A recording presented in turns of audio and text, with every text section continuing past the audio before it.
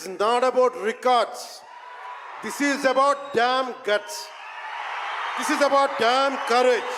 This is about damn tenacity. We are here. We will stand by.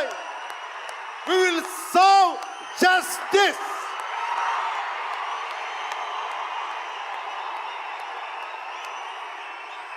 Pawan Kalyan ఎప్పుడు రికార్డుల కోసం ప్రయత్నం చేయాలి. Reluctant actor. మా బ్రహ్మానందం గారు చెప్పినట్టుగా నేనేం కోరుకోలే. నేను ఒక యాక్టర్ అవ్వాలని కోరుకోలే. సగటు మనిషిగా బతుకుదామన్న ఒక్క ఆలోచన తప్ప నాలో ఏం లేదు. అలాంటిది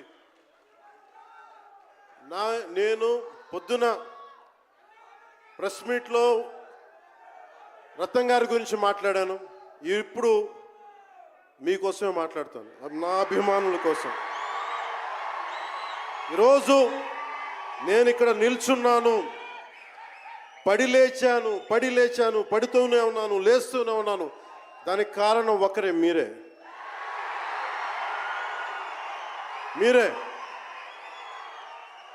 పడిపోయినా, కింద పడ్డా, లేచినా, ఉన్నా అన్నా నీ వెంట మేము ఉన్నామని.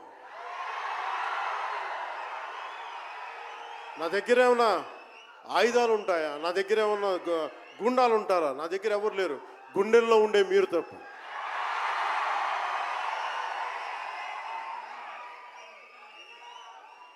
దాదాపు నేను 96లో నా మొదటి సినిమా అక్కడమ్మ ఇక్కడబ్బాయి.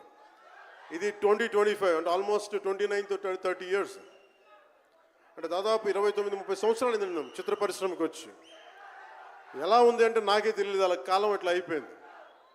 కానీ కొంత వయసు పెరిగిందేమో కానీ గుండెల్లో చావు ఇంకా చావాలకే బతికాం.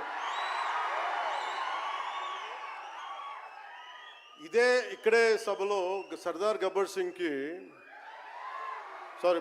సింగ్ సినిమాకి మహబూబ్ నగర్ నుంచి వచ్చిన ఒక యువకుడి గురించి చెప్పాను, మన అభిమానులు ఒకటి గురించి చెప్పాను. అన్న నువ్వేమి ఇవ్వదు, ఒక హిట్ ఇవ్వన్నా చాలని.